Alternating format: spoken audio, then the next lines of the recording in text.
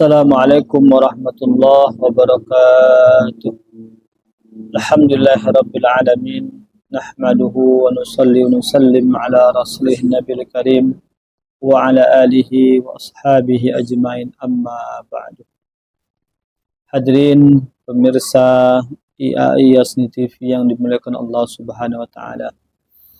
Alhamdulillah, bersyukur kepada Allah Subhanahu wa taala karena Allah Subhanahu wa taala telah memberikan kita begitu banyak nikmatnya.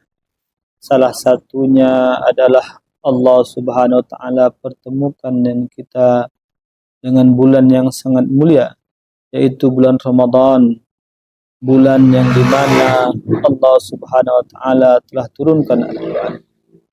Hadirin pemirsa IAI TV bukan Allah Subhanahu wa taala, maka nikmat yang telah Allah berikan kepada kita ini, bagaimana kita benar-benar memanfaatkannya, bagaimana kita benar-benar menggunakan nikmat ini sebagaimana firman-Nya Allah Subhanahu wa taala, la in syakartum la azidannakum wa la in kafartum inna adzabi lasyadid.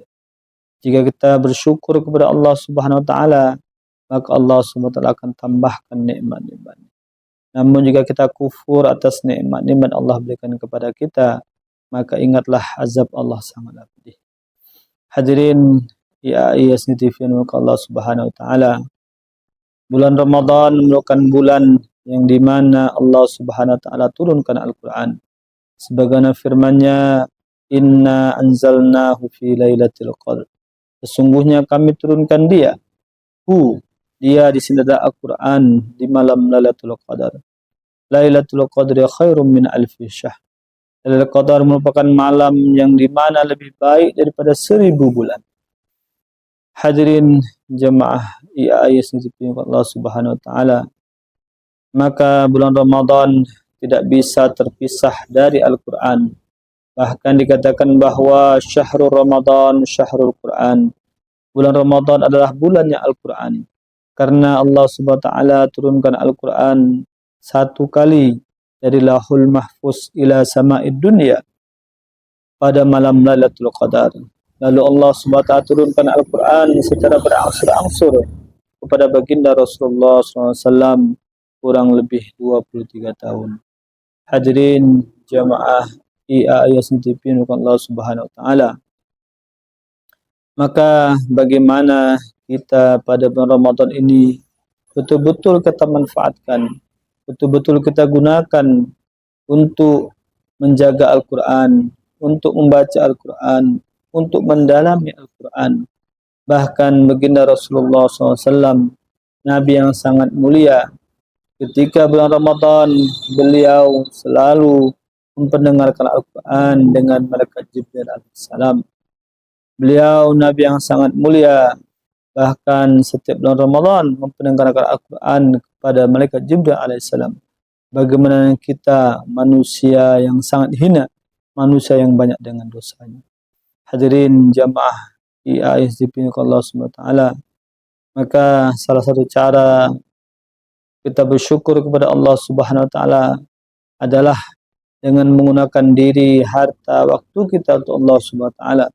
Maka di bulan yang sangat mulia ini, mari kita gunakan diri kita, harta kita, waktu kita untuk Allah Subhanahu wa taala.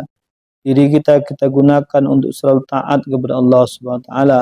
Harta kita gunakan untuk Allah Subhanahu wa taala. Kita gunakan untuk menafkahi anak yatim. Bagaimana kita berikan untuk orang yang berbuka puasa.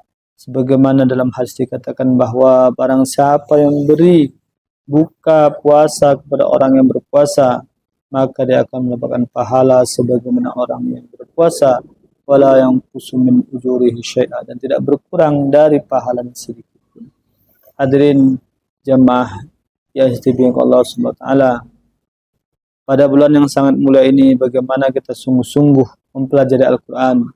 Kita berusaha membaca Al-Quran beserta dengan artinya, karena sesungguhnya jawaban-jawaban dari kehidupan kita ada dalam Al-Quran.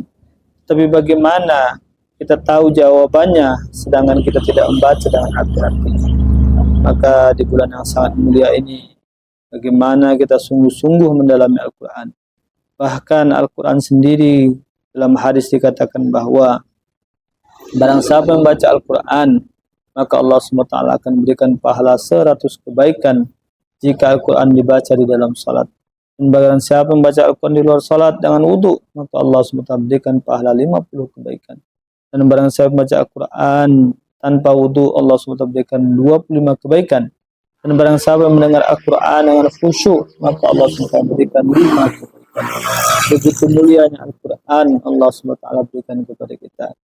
Maka di bulan yang sangat mulia ini, Syahrul Ramadan, Syahrul Quran, mari sama-sama kita tingkatkan iman dan takwa kita. Mari sama-sama kita sempurnakan iman dan amal kita. Karena sesungguhnya hanya iman dan amal yang akan kita bawa ke dalam kubur nanti. Bahkan di dalam kubur nanti begitu gelapnya, di dalam kubur nanti begitu sempitnya, di dalam kubur nanti begitu sepinya. Namun Al-Quran yang kita baca akan meramaikan kubur kita. Namun sedekah yang kita berikan akan membunuh hewan-hewan berbisa di dalam kubur kita. Salat malam yang kita lakukan akan menerangi kubur kita. Silaturahim yang kita lakukan akan meluaskan kubur kita. Maka hadirin yang dipimpin oleh Allah Subhanahu wa taala, mari sama-sama kita saling mengingatkan, karena Allah SWT firmankan wa tawassaw bil haqq wa tawassaw bis sabr. Saling mengingatkan dalam kebaikan dan saling mengingatkan dalam kesabaran. Maka insyaallah di bulan yang sangat mulia ini kita panjatkan doa-doa kita minta ampun kepada Allah Subhanahu wa taala, kita beristighfar kepada Allah Subhanahu wa taala. Kita mohonkan agar Allah Subhanahu wa taala jadikan kita sebagai umatnya sebagaimana yang Allah firmankan, la'allakum tattaqun, menjadi orang yang bertakwa. Semoga Allah Subhanahu wa taala kumpulkan kita di dalam surga bersama baginda Rasulullah SAW. Semoga kita istiqamah dalam mengamalkan iman dan amal kita pada bulan Ramadan ini. Amin amin ya rabbal alamin. Wassalamualaikum warahmatullahi wabarakatuh.